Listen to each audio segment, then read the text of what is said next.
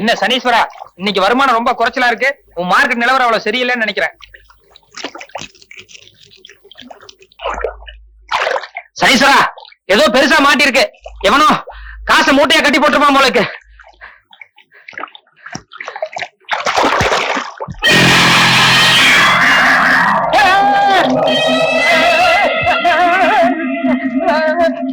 நெல்லு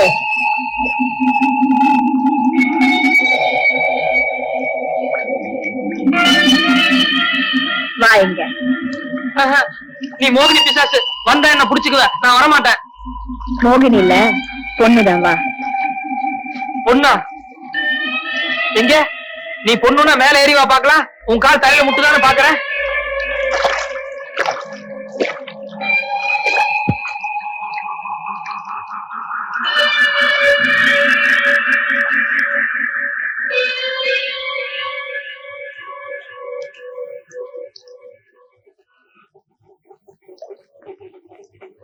எந்த ஊரு? வெளியூர். சனிக்குளத்துல எதுக்கு மூங்குன? அது ஆள் எவ்வளவு இருக்குன்னு பாக்கலான்னு. திரும்ப அந்த பக்கம் நட. செருப்பு அங்க இருக்கு, எடுத்துட்டு போயிடுறேன். சரி போ.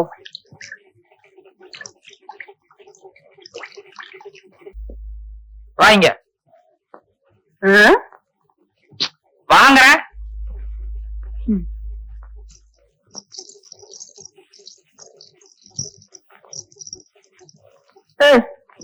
என்ன என்ன வயிறு பெருசா இருக்கு? நான் முழுகாம இருக்கேன். முழுகாம இருக்கியா இல்ல குளத்துல முழுகி இருந்துச்சுனால இப்படி இருக்கா? முழுகாம இருக்கேன்னு சொன்னல. போயா. இரு இரு, இது ஆயுத கேஸ். ரொம்ப நாளைக்கு விட்டு வச்சோம்னா குழந்தைக்கு ஆபத்தாயிரும். அதனால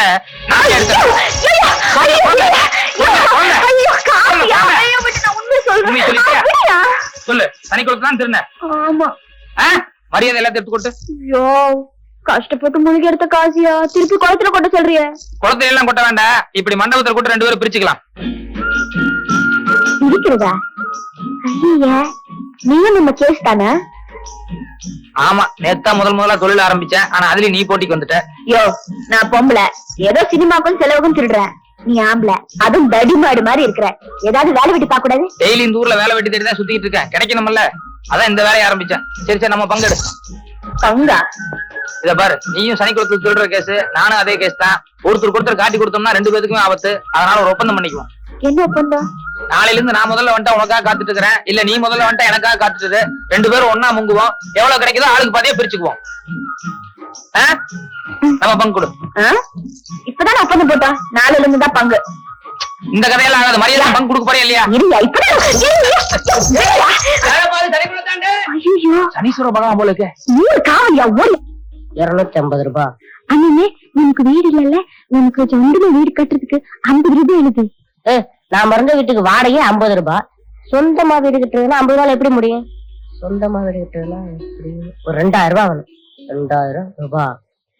ஆமா, நம்ம அம்மா எப்ப பார்த்தாலும் பழைய படவே கட்டிக்கிட்டு இருக்காங்களே, அவங்களுக்கு 10 பட்டு புடவை வாங்கணும். 10 இல்ல 100. 100ஆ? 100க்கு 500 ரூபாய் வேணும். 500. அண்ணே, நம்ம அக்காவுக்கு கல்யாணம் செய்யணும்ல? கரெக்ட். நம்ம அக்காவுக்கு நாமளே ஜாம் கல்யாணம் நடத்தி வைக்கணும். சொந்தமா ஒரு கார் வாங்கி மாப்பிள்ளைய பொண்ணை அதுல உட்கார வச்சு ஊர்வலம் நடத்தணும். சொந்தமா கார் வாங்கி கல்யாணம் நடத்தணும்னா எப்படி ஒரு 1500 ரூபாய் வேணும். 1500 ரூபாய்.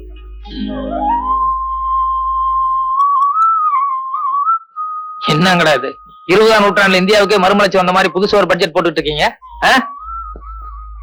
சொந்த வீடு கட்டணும்னா 2000 ரூபாய், 100 பட்டு புடவைக்கு 500 ரூபாய், கார் வாங்கி கல்யாணம் பண்ணணும்னா 1500 ரூபாயா? என்ன கணக்குடா இது? இல்ல மாமா, காலையில ஆட்ட வரையில இந்த லாட்டரி சீட்டை கண்டு எடுத்தேன். 1 லட்சம் ரூபாய் விழுந்தா என்னென்ன வாங்கலாம்னு கணக்கு போட்டு பார்த்தேன். இது போன மாசம் லாட்டரி சீட்டா? அண்ணா, நமக்கு சொந்த வீடு கட்ட முடியாதா? சொந்த வீடு கட்டலனாலும் பரவாயில்ல, அம்மாக்கு புடவையாவது எடுத்து கொடுக்கலாம்னு நினைச்சேன். அதுவும் முடியல. இந்த பார் சனீஸ்வரா, நேற்று வரைக்கும் எனக்கு ஒழுங்கா வருமானம் கிடைச்சிட்டு இருந்தது. இப்ப திடீர்னு எவனோ ஒரு வெளியூர்கார வந்து இதுல பங்கு கேட்கறது கொஞ்சம் கூட நியாயம் இல்ல. வரத்துக்குள்ள கொஞ்சம் சில்லறை எடுத்து வச்சுக்கிறேன். தயவு செஞ்சு தப்பா நினைச்சுக்காதுப்பா.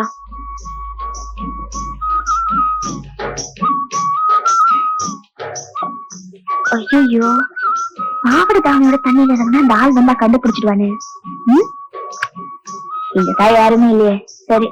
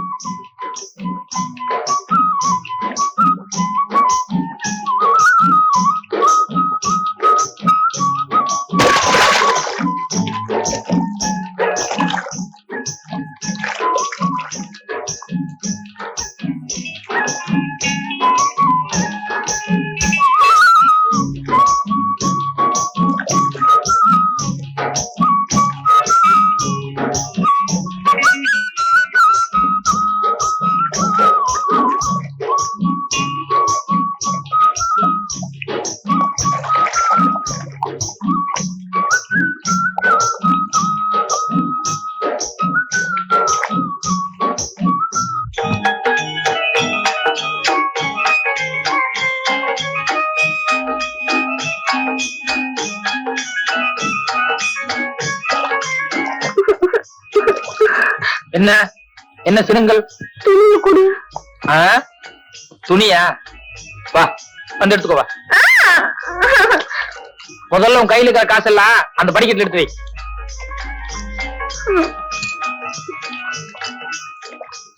வா, எடுத்து வை.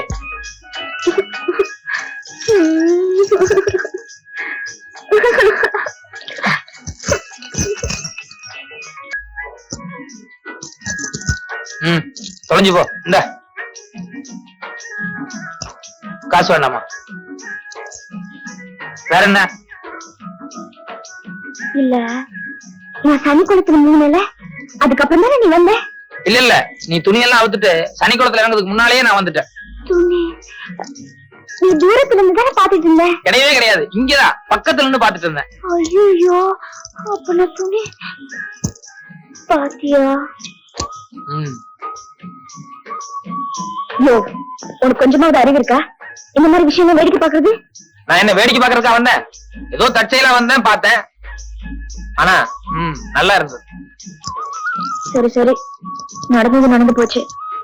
தயவு செஞ்சு வெளியே யாருக்கிட்டும் சொல்லிடாதே. சிச்சி, இந்த மாதிரி விஷயங்களை எப்பவும் மறைக்கவே கூடாது.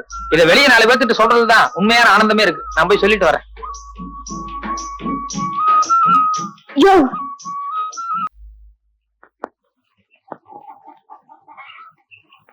ஏய், வாங்க போய் டீ சாப்பிடலாம்.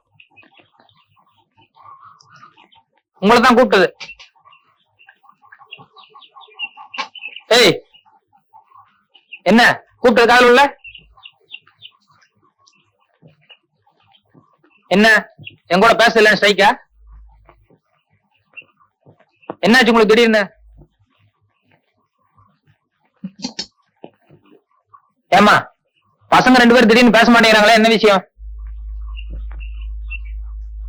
உங்ககிட்ட தான் கேட்டேன். அவங்க 2 பேரும் டீ சாப்பிடலான்னு கூட்டம் வரவும் மாட்டேங்கிறாங்க, பேசவும் மாட்டேங்கிறாங்க. நீயும் பேச மாட்டியா? அது சரி, பெருசுல இருந்து சிறுசு வரைக்கும் எல்லாம் பேசிச்சுட்டே சரிங்க போல. வாங்க, உங்க குடும்பத்துல எல்லாரும் கொடி பிடிச்சிட்டு இருக்காங்களே, எல்லாம் உங்க ஏற்பாடு தானே? இத பாருங்க, நான் ஏதாவது தப்பு பண்ணிருந்தேன், என்ன தப்பு பண்ணேன்னு சொல்லுங்க. உங்ககிட்ட மன்னிப்பு கேட்க நான் தயாராக்குறேன். அதை விட்டு ஆளாளுக்கு மூஞ்சி மூணு தூக்கி வச்சுருந்தா என்ன அர்த்தம்? உங்களதான் கேக்குறேன். 2 நாளா ராத்திரி நேரத்துல எங்க எந்திரிச்சு போறேன்? அது ராத்திரி நேரத்துல எனக்கு சரியா தூக்கம் வராது. அதுக்காக கொஞ்ச நேரம் அப்படியே ஆத்துங்கல்ல ஜாலி அப்படியே நடந்து போயிட்டு வருவேன்.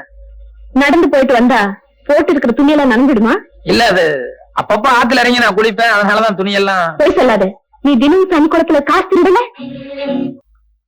குழந்தைக்கு தினம் பசி பொறுக்க முடியாம ராத்திரி நேரத்துல ஆத்துக்கு போய் தண்ணி அள்ளி அள்ளி குடிக்கிறாங்க. அந்த கன்றாவி ஒரு மனுஷன் எவ்வளவு நேரம் பார்த்துட்டு இருக்க முடியும்? எனக்கு என்ன சனி குளத்துல திருடணுங்கிற ஆசையா? நானும் ஓச்சு பிழைக்கலாம் ஒவ்வொரு இடமா வேலைக்கு போயிட்டு இருக்கிறேன். என் நேரம் எந்த வேலையுமே எனக்கு ஒத்து வர மாட்டேங்குது. நான் என்ன பண்ண முடியும்?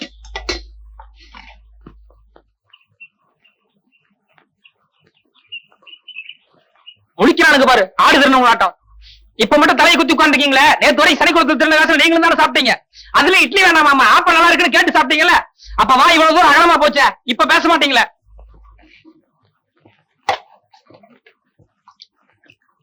சனி குளத்துல நான் திருநது மட்டும் தான் உங்களுக்கு தெரியும். ஆனா அதே சனிக்குளத்துல நான் நோட்டு அள்ளி அள்ளி போட்டேன். அதெல்லாம் யாருக்கு தெரியும்? சனிக்குளத்துல திருடுன்னு நினைச்சா உங்களுக்கு மட்டும் தான் கேவலமா இருக்கா? உங்களோட எனக்கு கேவலமா இருக்கு. நான் இருந்த நிலைமை என்ன, வாழ்ந்த வாழ்க்கை என்ன, என்னுடைய பிரஸ்டீஜ் என்ன, ஸ்டேட்டஸ் என்ன, அதெல்லாம் விட்டுட்டு போய் சனிக்குளத்துல 5 பைசா 10 பைசா ஒரு நாளைக்கு 2 ரூபா 3 ரூபா திருடணும் பாரு. அது எவ்வளவு கேவலம் தெரியுமா? பெருசா திருடிட்டேன்னு உடனே ஒதுக்கி வச்சிட்டீங்க. ஏன் நேத்து வரைக்கும் திருடின காசுல தானே உங்க குழந்தைங்க எல்லாம் எங்க உட்காந்து சாப்பிட்டாங்க. அவங்களை ஒதுக்கி வைங்களேன். முடியாது. ஏன்னா பெத்த பாசம். நான் யாரு? நான் அரசமரத்தடி தானே. அம்போடு விட்டுருவீங்க. ஆனா இதுக்கெல்லாம் நான் வருத்தப்பட மாட்டேங்க. இதுக்கெல்லாம் நான் ஃபீல் பண்ணிக்கவே மாட்டேன். நான் இதுக்கெல்லாம் கவலைப்படுறாளா? கிடையவே கிடையாது. இது எதையும் தாங்க, இதையும் வருத்தப்படவே மாட்டேன். அடிப்பா. ஏன் சார் இந்த வேலை இவ்வளவு கஷ்டமா இருக்க? இதுக்கு 2000 ரூபாய் கூலி எப்படி கட்டுப்படி ஆகும்? ஒரு 10 15 சேர்த்து கொடுக்கலாம்ல? அது சரி, பண்டாரமே பிண்டத்துக்கு அலையுது, லிங்கம் பஞ்சாமிரத்து கேக்குதா? அடிப்பா. அது இல்ல சார், நம்ம நாட்டுல தொழிலாளி பாட்டாளி வர்க்கம் எல்லாம் அடிக்கடி ஸ்ட்ரைக்கு மறியல் போராட்டம்னு ஏதாவது ஒரு கலாட்டா பண்ணிட்டே இருப்பாங்க. முதல்ல எல்லாம் அது ரொம்ப தப்புன்னு நான் நினைச்சிட்டு இருந்தேன். ஆனா இப்பதான் அவங்க செய்து எவ்வளவு நியாயம்னு படுது. 2000 ரூபாய் கொடுத்துட்டு இப்படி எல்லாம் வேலை வாங்கினீங்கன்னா அப்புறம் ஏன் சார் அவங்க ஸ்ட்ரைக் பண்ண மாட்டாங்க? அது சரி, இன்னும் கொஞ்சம் விட்டாச்சுன்னா நீ எங்க கொடி நட்டு யூனியன் ஆரம்பிச்சிருப்பிருக்கிற. யோ சூடாது அடியா. 10 நிமிஷம் ரெஸ்ட் எடுத்துட்டு அப்புறம் வேலை பாக்குறேன். ரெஸ்டா? வீட்டுக்கு போ. சரிங்க சார், அதுக்காக கோவிச்சுட்டு அப்படி. யோ அடியா. என்ன காலையில இருந்து ஒரு சோடா கூட கிடைக்கல. சீக்கிரம் அடிக்கிறேன் சார். ஏ அடையா. போ மரியாதை போய் கெட்ட வார்த்தைக்கு வந்துடும் போலுக்கு. என்ன அட்ரா இன்னும் பலமாடி.